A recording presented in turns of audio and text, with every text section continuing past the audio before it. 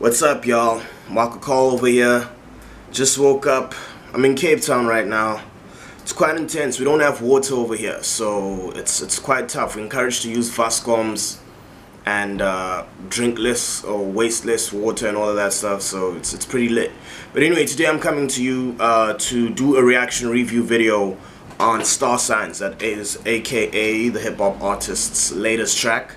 And look, let's start with the production. The production's quite dope. I think the production is pretty neat, and the reason I say so is you have trap-like element sounds or some things, and then an interesting side melody that scabs off, that plays off in the background, and it's done so it's so neat, it's clean, or clean as people will say.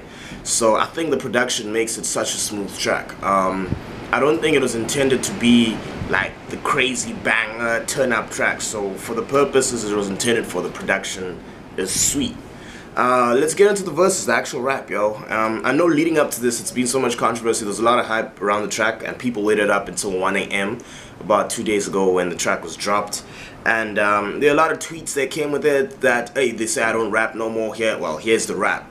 And there were a couple of ways I think you could have looked at that. Basically, you could have looked at that and thought, you know what, he meant he's not been putting out a couple of tracks, so here's the track, which makes sense.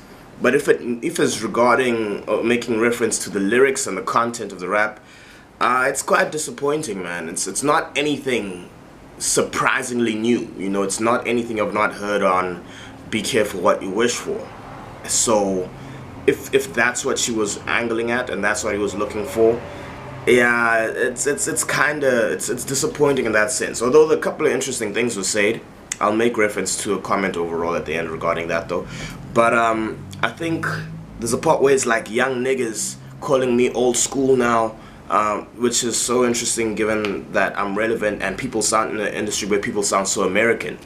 And I think that's funny because I remember the Hustle Season 1, Shane Eagle, aka, they didn't really like each other much, you know. And then Shane Eagle was like, let's go bar for bar, and aka was like, you're not on my level. Fast Track 2017 rather, Shane Eagle drops Yellow, where he kind of hints about like even in his interviews, it's like these old school people need to chill out.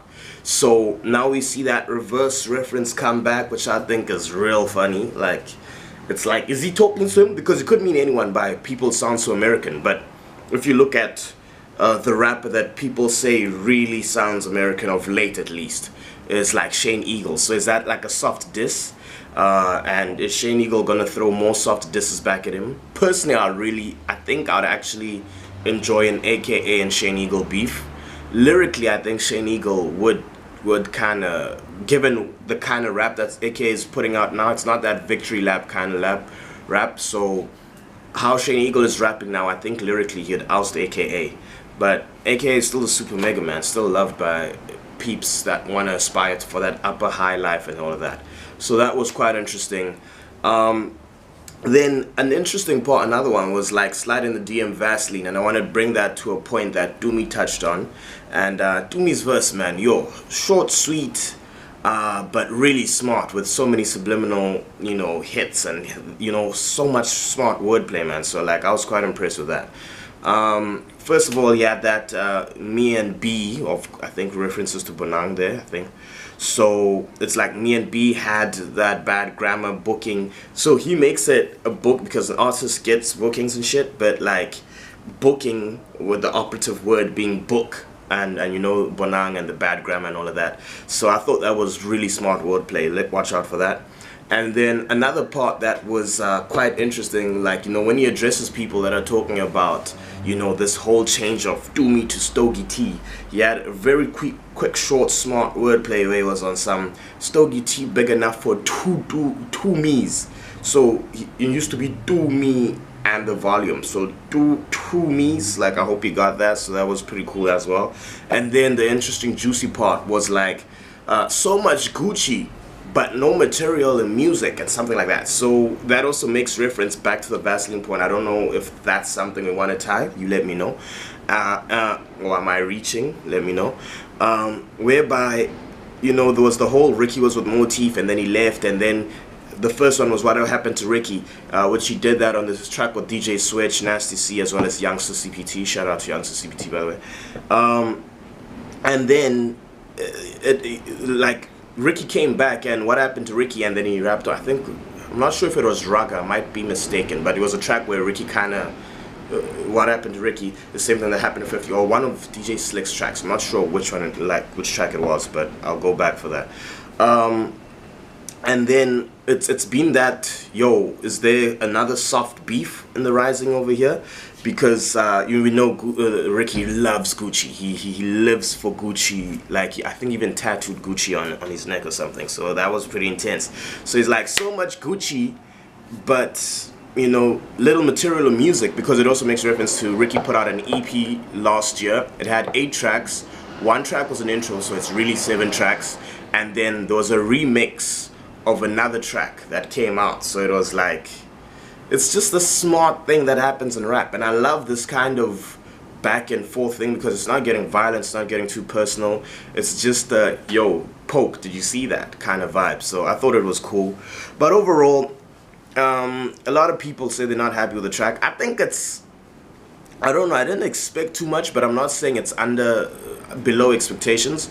I think the only thing that really disappointed me is the lyrical content from AKA's perspective. I thought he'd give us a little more, because it was kind of similar to some punchlines of Don't Forget to Pray. And if this is coming into a new album, usually you want an artist's journey to evolve and to show a bit of a different side, maybe give a bit of a different rap twist. But I don't know, maybe he wants to, maybe that's worked for him and he wants to keep that. So you can go ahead and let me know. One thing I will give the Super Mega absolute credit for is the fact that this dude has literally made a career of rapping almost basically every track.